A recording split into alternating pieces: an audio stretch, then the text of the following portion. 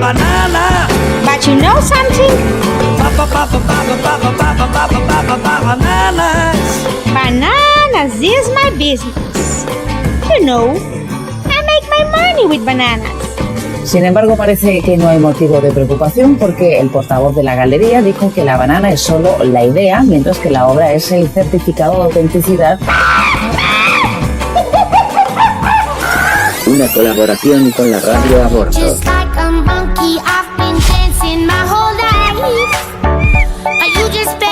Que los monos me muerdan.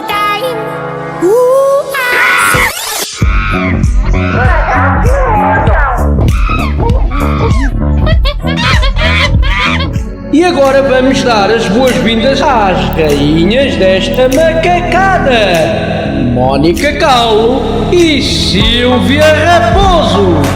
Obrigada, Cida, obrigada. Bem-vindos a mais um Macacos Me Mordam. Bienvenidos a Que los monos me muerdan, el programa sobre el origen no de especies, pero del arte. Emisión por Radio a Bordo desde Madrid al mundo. Una colaboración con las producciones Dona Moña y las galerías São Rafael. Um local onde nós vamos escrutinar le creme de la creme dos artistas contemporâneos. É verdade. É verdade, e nós hoje temos um convidado especialíssimo, não é verdade, Mónica? É verdade, ainda para mais é uma categoria nova, nunca falámos sobre esta categoria, mas só para traduzir, hoy tenemos un invitado muy especial, que es un artista de arte digital, pero vamos a hablar en portugués porque nuestro invitado es un artista portugués, entonces hace todo el sentido hablarnos en portugués. Só para deixar a informação que a entrevista vai correr em português, porque o nosso convidado é um artista novo nas galerias e que nós temos todo o gosto de apresentar pela primeira vez aqui no nosso... Falamos de quem? Macacos Me Mordam. Falamos de quem? Ricardo Gomes! Bem-vindo, Ricardo! Obrigado. Caralho, íamos começar aqui pelo início, não é? Portanto, nós sabemos que desde cedo houve um interesse da tua parte pela área artística. Queremos perceber mais ou menos como é que começou esse interesse. Se tu já tinhas família ligada às artes, não? Foi algo que surgiu apenas espontaneamente? Não, pelo menos da que eu conheço, não havia nada. Depois, foi como falei um bocadinho convosco. Eu participei muito novo, em jovem, naqueles ateliês que havia na escola, aquelas atividades que havia extracurriculares, e meti-me numa de artes, e entre outras.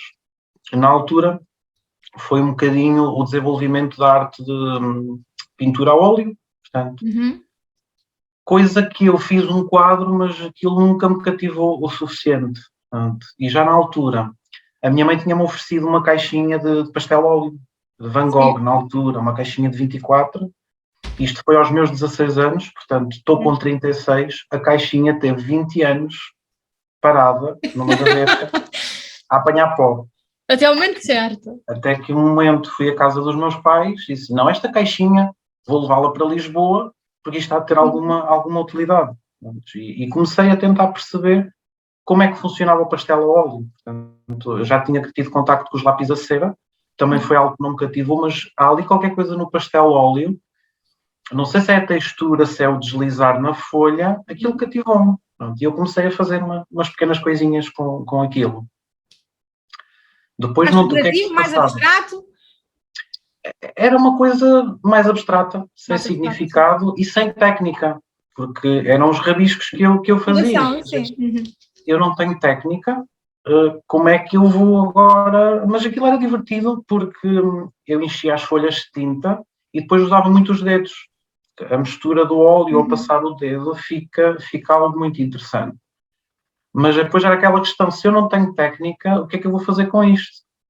Então fui pegar nas outras coisas que eu já tinha no digital, que tenho algum conhecimento, também não é um conhecimento de topo, mas sei fazer algumas coisinhas e sei mexer em algumas coisas.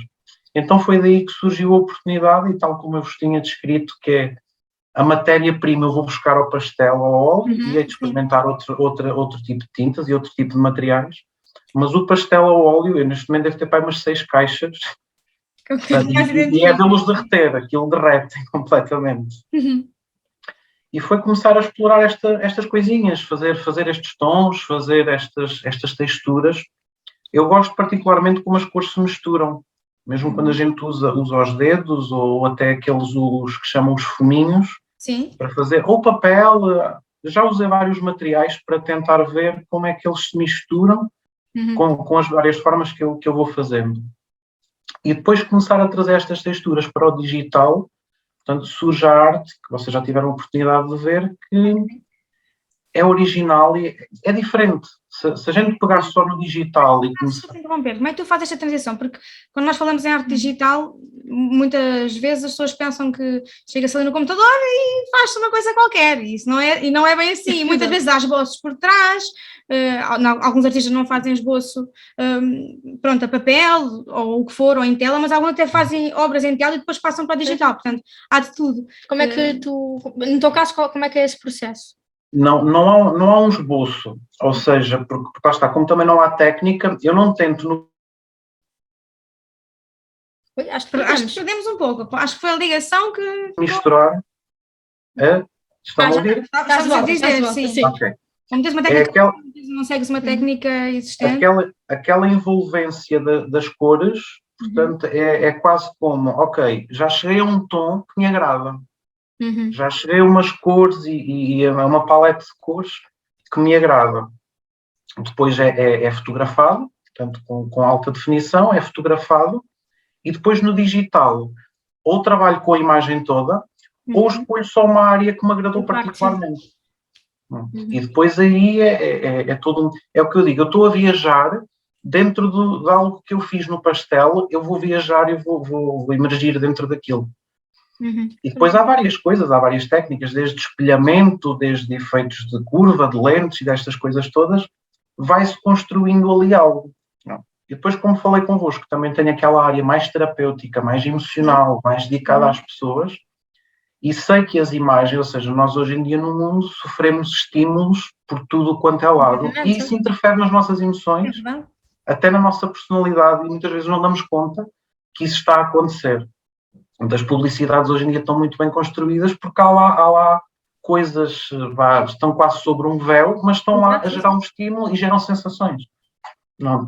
E foi um bocado nesse conhecimento que eu quis pegar, ou seja, na arte digital eu vou fazendo aquela viagem e ao mesmo tempo eu vou sentindo.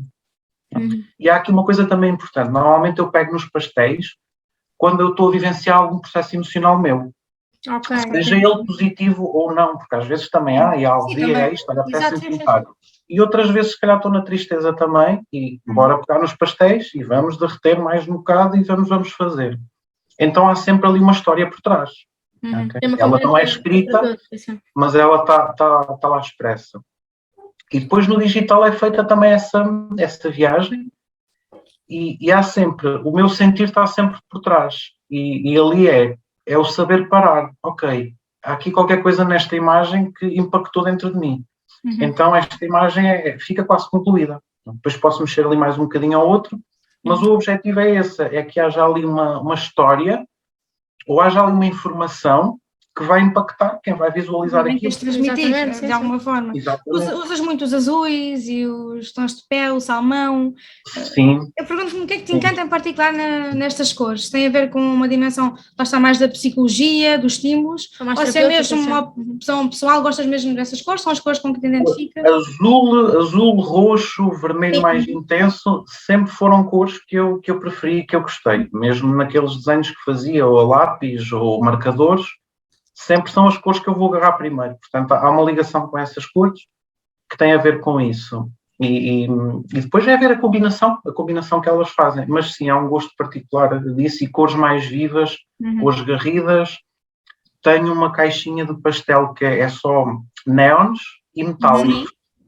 Porque a questão do brilho ou a questão da luminosidade da cor chama-me muita atenção e impacta mais, há um impacto diferente.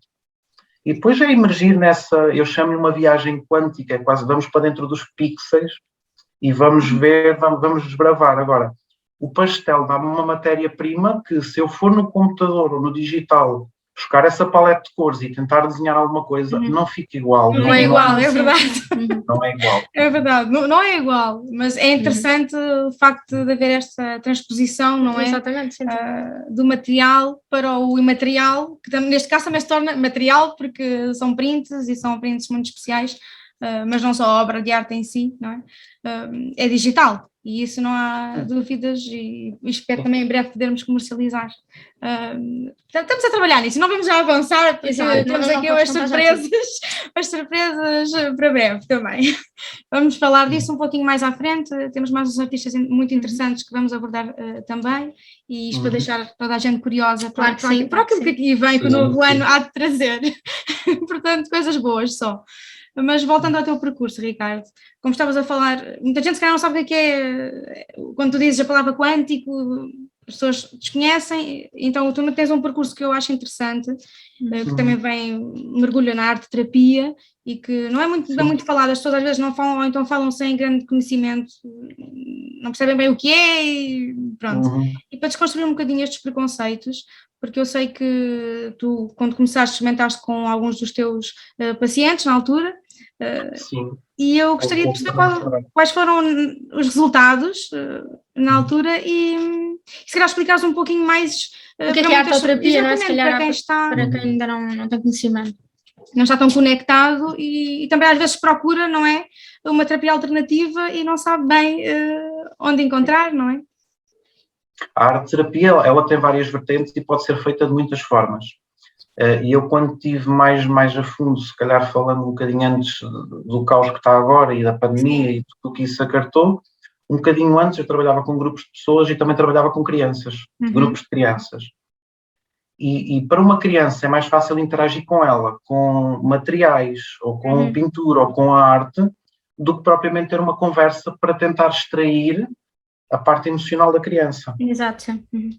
Então havia, e era muito fácil, com arte, com objetos, com pintura, por mais que a criança se queira fechar e tenha os seus motivos para isso, através da arte, a criança pensa que está a brincar. Então, facilmente nos passa a informação necessária para a gente tentar ajudar o máximo possível aquela situação. Então foi um bocadinho por aí. Eu comecei a ver que havia ali um potencial na arte, tanto para extrair informação, como para introduzir informação, para dar um estímulo, para a pessoa se motivar.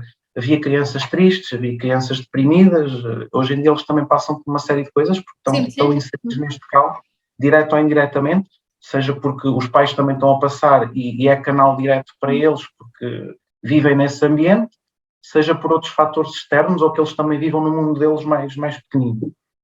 Então eu comecei a explorar um bocadinho mais isso, comecei a fazer alguns trabalhos não tão artísticos em termos de impacto visual, mas mais adaptados às necessidades dos pequeninos. Às vezes eram coisas muito simples e às vezes 2 ou 3 marcadores era o suficiente para a gente fazer isso. Ou até numa folha a gente fazer um mapa, definir o que é que aquele mapa tem e depois ver onde é que a criança vai interagir naquele mapa. É quase como se fosse um jogo, é uma brincadeira, aquilo é uma brincadeira de crianças, que depois tem um potencial enorme para se fazer um trabalho bom ali naquele sentido. Então aí começou a despertar já muitas coisas. E depois comecei a fazer também trabalhos para adultos.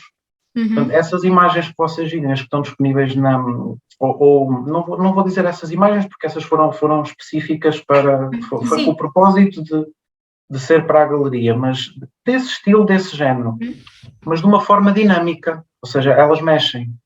Portanto, é aquele estilo, mas há ali um movimento de linhas e de cores, mantendo sempre o mesmo padrão e o mesmo estilo. E eu comecei a perceber que isso poderia ter potencial para gerar estímulo noutra pessoa. Okay? Porque a psicologia explica um bocadinho isso. Nós tentamos dar significado às coisas que estamos a ver, mas nós já temos dentro de nós uma base de dados, que está um bocado mais no inconsciente do que no consciente, mas temos uma base de dados que nos põe rótulos nas coisas todas. Porque já há um pré-significado. E quando nós damos qualquer estímulo, seja ele qual for, vai haver qualquer coisa no nosso cérebro, vai haver os neurotransmissores vão começar a gerar substâncias. E muitas delas geram bem-estar, geram saúde, geram uma série de coisas. Portanto, há muitos, há enormes, há montes de neurotransmissores. E a arte tem um impacto sobre isso, portanto, aquele estímulo começa logo qualquer coisa a mudar dentro da cabeça. Então eu comecei a mandar isso para fora e algumas pessoas que eu tinha amigas e conhecidas que estavam a passar por alguns processos e que devido ao confinamento também não podia haver uma interação pessoal, então tive que arranjar aqui uma outra variante. Portanto, porque aquilo que eu fazia em termos terapêuticos Em termos online não dá muito, porque há técnicas, é mais manipulações, há uma série de coisas, não dava. E eu comecei a pensar, o que é que eu vou aqui arranjar para impactar a vida destas pessoas ou para as tentar ajudar de alguma forma. Então comecei a falar com algumas pessoas, as pessoas descreviam, é como se fizessem um pedido, ok? Querem qualquer coisa na vida, seja gerar mais alegria, seja isto, seja aquilo, seja o outro, e era esse foco que eu levava e fazia um trabalho da pintura. E sempre começava com a pintura do pastel na folha. Okay? E depois daí, outra vez a mesma extração, e ia, era um movimento dinâmico, tem uma música por trás também, tinha ali, é um conjunto de características que aquele trabalho tinha. E o feedback que eu comecei a receber era bom. Portanto, a pessoa usava aquilo um bocadinho para meditar ou para ter o seu tempo a visualizar aquele estímulo. E ficava ali algum tempo. Eu até definia um tempo para a pessoa fazer diariamente, todos os dias, para também tentarmos perceber onde é que aquele estímulo podia levar a pessoa, ou até que ponto é que a podia tirar de onde estava e levá-la para um sítio melhor. Não. E comecei a receber alguns feedbacks interessantes. Houve um que me tocou muito e até hoje, e foi uma senhora também dedicada às terapias, portanto ela tem naturopatia, e foi muito engraçado, porque ela aparentemente não tinha problema nenhum, não tinha situação nenhuma, mas gostou das imagens que eu estava a publicar e perguntou se eu não podia fazer um trabalho daqueles para ela, porque ela queria, tinha essa curiosidade. Eu fiz o trabalho, peguei nos pastéis, fiz as coisinhas, o processo todo normal, fiz um trabalho dinâmico e enviei para ela com todo o gosto e a coisa lá foi. 2 dias depois, a senhora queria-me ligar, estava muito eufórica e olha, quer dizer que já fiz algum disparate? Vou emigrar. Já fiz alguma coisa. Ela queria-me agradecer porque tinha certas situações na vida dela, tinha um negócio e queria fazer um lançamento de uns produtos e uma série de coisas. Estava tudo emperrado, desde de finanças, das imagens, disto, aquilo e do outro. Eu não digo que a minha arte fosse mover aquilo tudo, mas a minha arte transmitir qualquer coisa, o próprio campo dela e a personalidade dela deu um pum, aquilo desbloqueou de um dia para o outro. E ela queria me ligar a fazer esse agradecimento. Mas ela deixou esse testemunho nas redes sociais do impacto que teve para a vida dela. E eu aí comecei a ver, ok, então agora já estou a fazer isto e agora quero fazer mais. Ou seja, que a arte possa impactar mais pessoas e onde quer que esteja, que possa ter esse impacto. E os feedbacks que fui recebendo eram todos muito positivos. Ou pelo menos grande parte das pessoas sentiam mais calma. Até pode ser pelo simples facto de ficarem aquele momento com elas a fazer aquela observação. Até podia ser só isso. Mas eu acho que há ali mais qualquer coisinha nas cores e no movimento que gera qualquer coisa dentro de nós que faz elevar qualquer coisa que nos deixa mais alegres ou mais bem dispostos.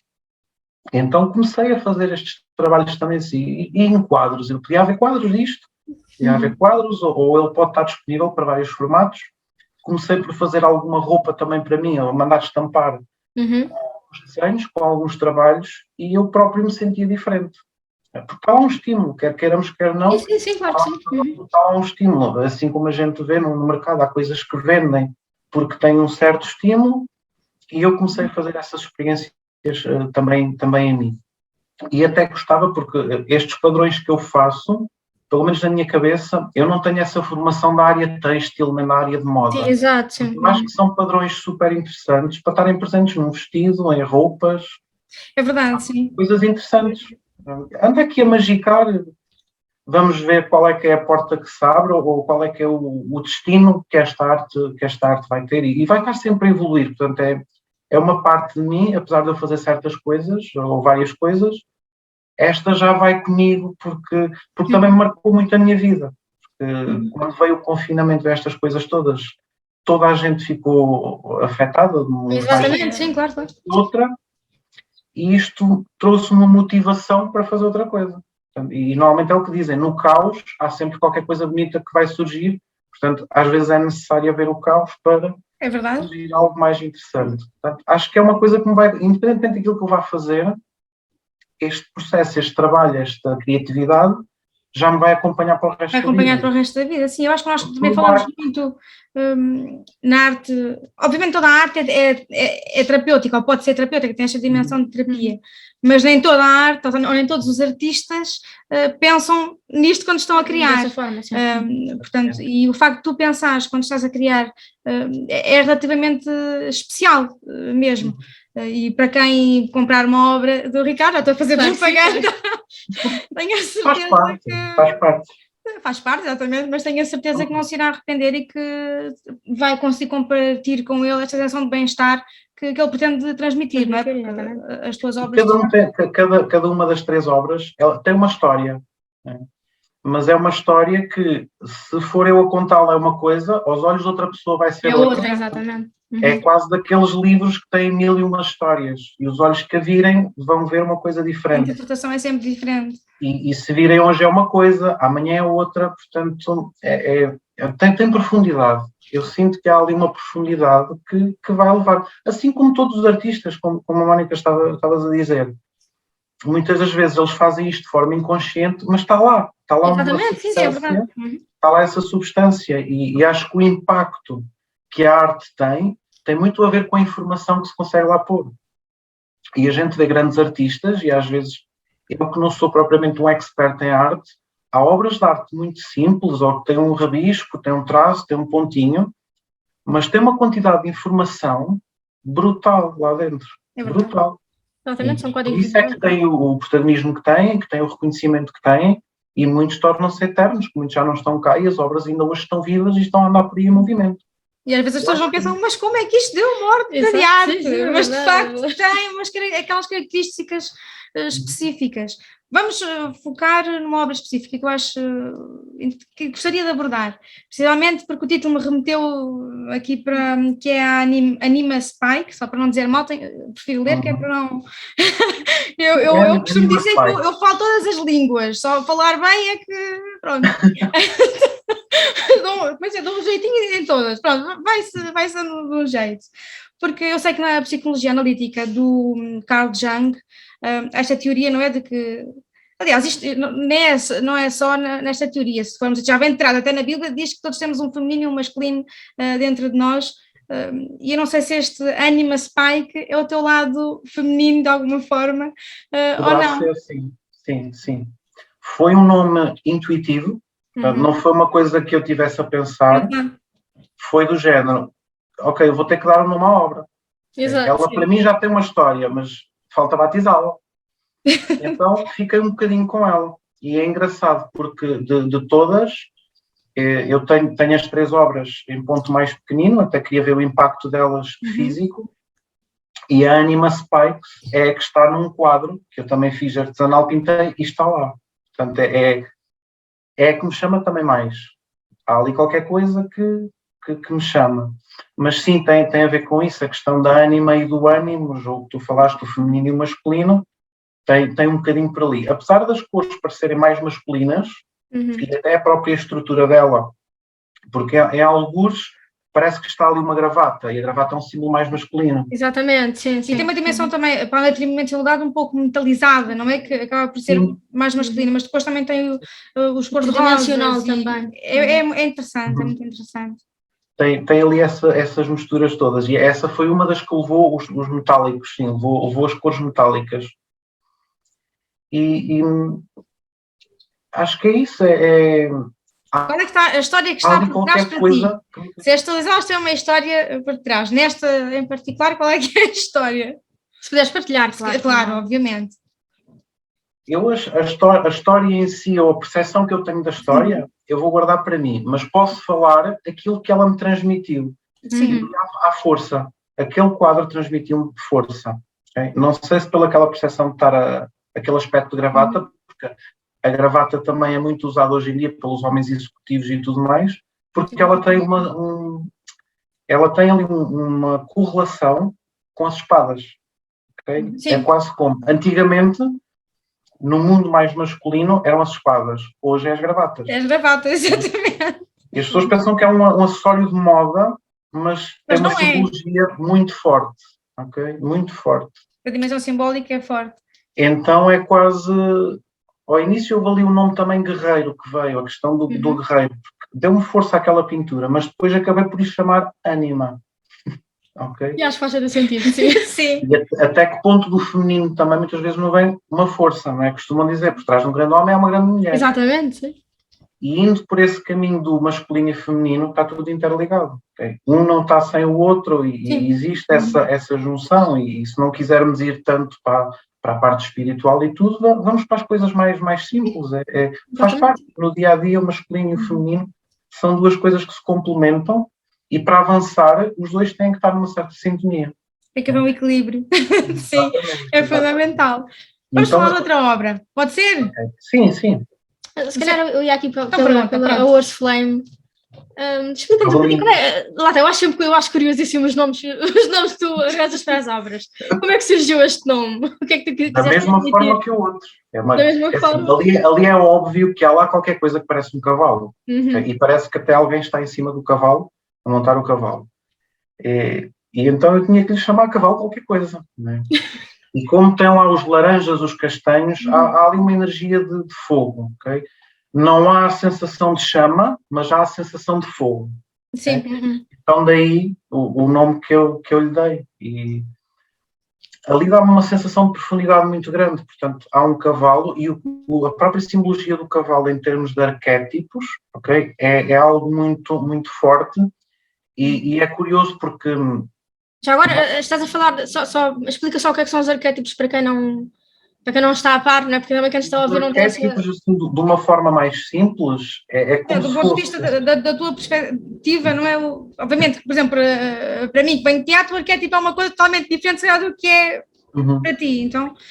Para mim é um significado, é algo, é como se fosse uma base de dados e tem lá um arquétipo tem uma série de características associadas, seja uma imagem, seja o que for, mas está carregado de características, de atributos, ok? E quando nós estamos expostos a este estímulo, estamos a receber todos esses atributos, inconscientemente. Sim. E isto já é estudado. Muitos executivos, nos seus escritórios, têm imagens de cavalos. É verdade. Porque não ter este cavalo, o nosso Ricardo, no seu escritório? Eu acho que sim. Momento publicitário. Porque não? E por que não ter este cavalinho? Porque não ter outro? É? Exatamente. É um cavalo que nos permite viajar, é um cavalo abstrato. Sim, não nada melhor do que a animação. E dá-nos um estímulo, ou seja, se nós olharmos para um cavalo, nós conseguimos sentir certas coisas. Uma delas é o tamanho, a imponência, é a força. Exatamente, não é? a força, cavalo a andar ao nosso lado, o chão estremece. Portanto, há uma força de avançar muito grande.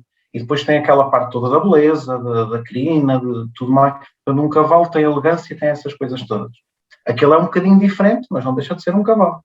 Okay? Continua a ter essa elegância de uma forma mais artística. A elegância é um cavalo de outro planeta qualquer. Sim, pronto. Mas que está neste planeta, exatamente, pode ser comprado neste planeta e fruído neste planeta. E viajou até cá, muitos anos para chegar cá, só chegou agora em 2021, mas ele chegou cá. E chegou e ainda está vigoroso para andar muitos quilómetros. Está pronto para correr mundo, portanto pode ser... Claro que sim, acho que nota-se perfeitamente o movimento, acho que é uma obra que tem muito movimento, do ponto de vista visual, transmite uma sensação de muito movimento, isto é muito interessante. Acho que é algo geral nas tuas obras. Eu pelo menos sinto isso. Nessa obra específica, portanto, há um cavalo e nota-se que há um caminho longo. Portanto, há um caminho longo e ele está nessa direção a caminhar. Todos nós estamos nessa direção a caminhar, é verdade. Eu próprio me surpreendo, eu surpreendo-me com as criações que às vezes faço. E às vezes faço muitas, se calhar em 20 ou 30, que ponho ali de parte e assim, se calhar tem potencial ou não, mas nessas 20 ou 30 há uma que toca-me de uma maneira que as outras não tocam. Portanto, tem lá a informação, tem lá essas coisas todas.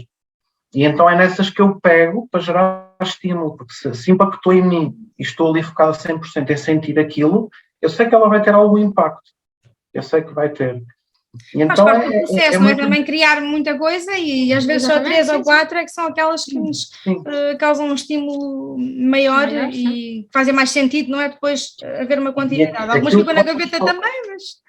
aquilo que vocês falavam dos esboços, se calhar é muitas vezes essas que eu faço, e às vezes não, são muito parecidas umas com as outras. Há ali mais uma linha, mais uma coisa, mas até chegar àquela que realmente teve um impacto. Portanto, as outras acabam por ser os esboços que eu guardo numa pasta e ok. Ou seja, para chegar a esse cavalinho, a história está contada pelas outras que derivaram. Portanto, então, fazem parte, mas aquela foi a final que nasceu. Portanto, há todo o processo de criação, aquela foi a que nasceu e foi a que vingou e é a que está aí para causar impacto. E ainda Portanto, bem. aquele cavalinho vai correr até onde ele... Onde quiser, até eternamente, só precisa. Vamos fazer uma curta pausa, apenas para nós apresentarmos os destaques da semana pelas Galerias São Rafael. A preservação das obras de arte na luta por uma vida expositiva. Venha à rúbrica.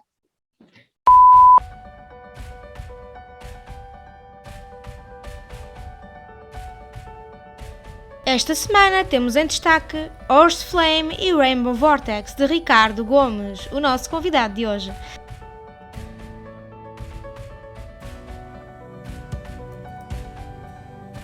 Bem como Moonlight Sonata de Yves Badi. Sublime. Em destaque está também Ressurreição de Carlos Teixeira.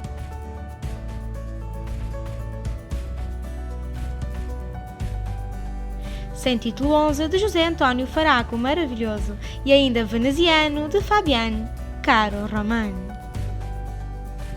Estamos de volta verdade, ao estamos de nosso volta. Macacos Mordam e à conversa com o nosso queridíssimo Ricardo Gomes. É verdade. Olá de novo, Ricardo. Olá. Íamos aqui, se calhar... Retomando a conversa, que está muito interessante. Que tinha aqui uma dúvida em relação... Não, uma dúvida, mais uma questão para também nos explicares e nós percebemos também qual é que é o teu ponto de vista em relação à questão da impressão. Portanto, tu escolheste um tipo de papel muito específico, que é o Velvet, o PC Velvet, e eu queria te perguntar se essa dimensão mais tátil, não é, da obra é importante para ti. Ou seja, o que é que tu permites, o que é que tu queres transmitir com essa dimensão mais tátil? Ou seja, eu lembro-me que eu tive uma amiga há muitos anos que era terapêutico para ela, por exemplo, dar festas a uma almofada de veludo, e isso para ela tinha toda uma componente terapêutica. Então, essa dimensão mais tátil para ti é importante do ponto de vista, lá está, dessa ligação, se calhar um bocadinho mais terapêutica, mais da artoterapia. Explica-nos mais ou menos como é que surgiu essa opção. Sim. Mais neste específico que deste o exemplo, a questão do PC Velvet. Portanto, a mesma imagem, eu tinha vários exemplares também para perceber como é que ficava em cada uma dos materiais. E foi a textura do Velvet. Portanto, é uma textura, é muito simples, é muito subtil, mas está lá. Está lá, sim. E mesmo que a gente não toque e não percepcione essa textura, em termos visuais, ela está lá. É muito elegante. Portanto, dá ali dá uma velocidade interessante. Sim, uma velocidade diferente. Dá uma velocidade interessante. Foi único e exclusivamente isso. Havia vários, até papel mais grosso e de outro tipo de qualidade, outro tipo de materiais, mas aquele Velvet foi realmente aquela textura tão delicada, foi a que me chamou mais a atenção. Fez sentido para E ti. daí a escolha ser naquele. Eu também acho que as tuas obras têm uma certa delicadeza, efetivamente, e graciosidade. E às vezes na arte digital nem sempre se encontra isto. Há algumas obras de arte que sim, mas depois também há a opção do artista, não é? Qual é que é a sua linha estética e o que é que aprecia, não é? Artistas são um bocadinho mais rough, vamos também dizer, outros são mais delicados. E acho que nota-se que tens uma sensibilidade muito particular na tua relação com o fruidor, que embora não saibas ainda qual é o fruidor, não é? Mas seja quem for, nota-se essa sensibilidade e que as obras transmitem e que lá está também a impressão potencia e por isso a escolha também desta impressão em particular. Sim. Só esta parte. Agora falaste nisso, estava a lembrar do Rainbow Vortex, que é outra obra também do Ricardo. Portanto, lá está, tem essa dimensão, se calhar aquela dimensão um pouco mais agressiva, no sentido, sabe, de meter se calhar para fenómenos atmosféricos um bocadinho mais agressivos, mas depois, do ponto de vista das cores, tem uma suavidade incrível, ou seja, parece que são quase, de algum modo, há uma relação um bocadinho dicotómica. Isso é interessante. É positivo. Normalmente estamos habituados, não é que seja mais negativo, quando se ainda imagina, lá está sempre os buracos negros, os furacões, mas ali não, é positivo. Leva-nos uma viagem positiva. Sim. É um buraco colorido, é.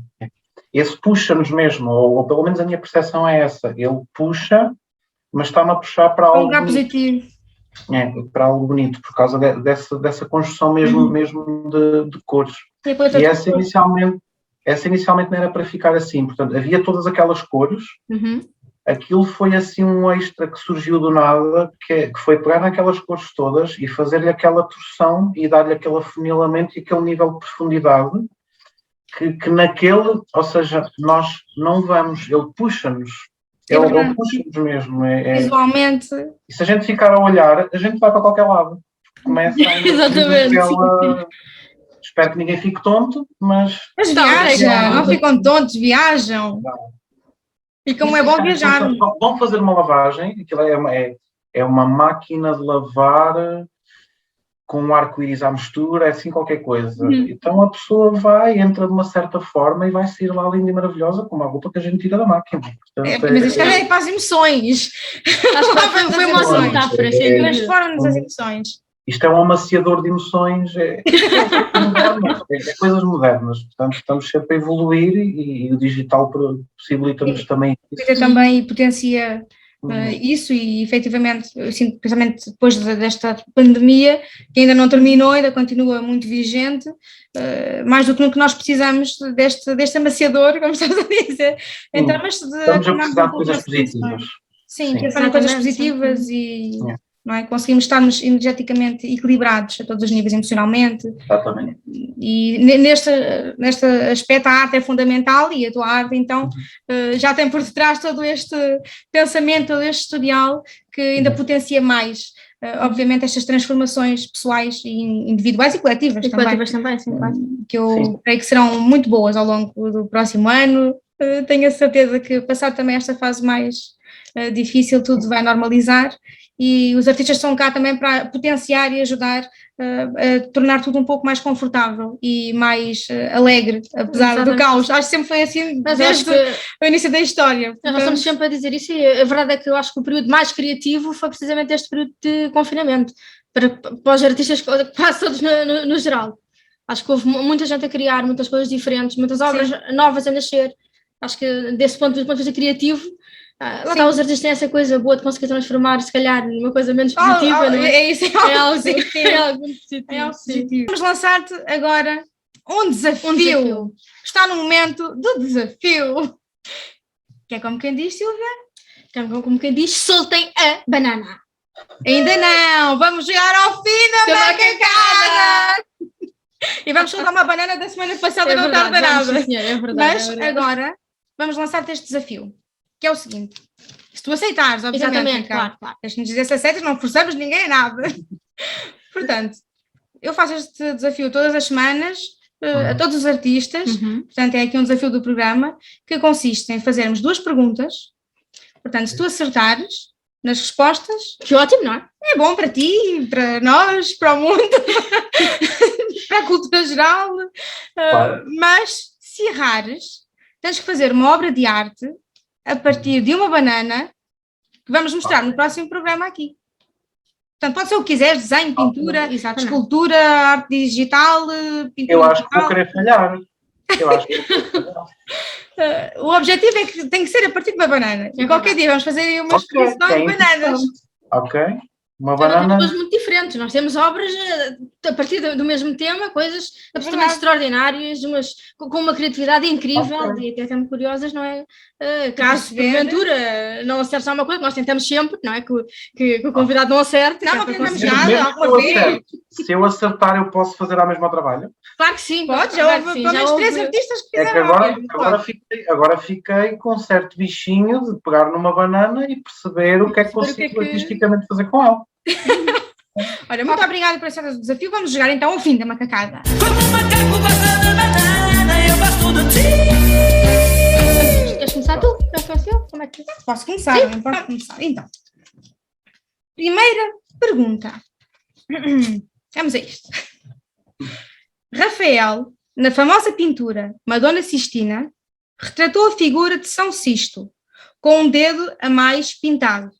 Isto deveu-se a: opção 1, ao facto de que São Sisto possuía polidactilia, uma anomalia genética que levou à alteração quantitativa anormal nos dedos das mãos.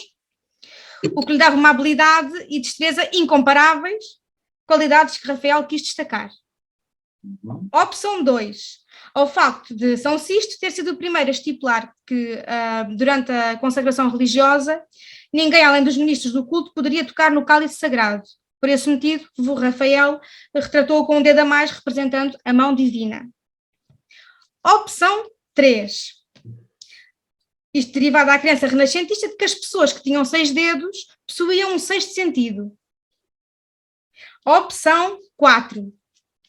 Um erro durante a criação da obra que Rafael fez, ele não conseguiu apagar o defeito na pintura e corrigiu ao acrescentar um dedo. Qual é que será a resposta certa?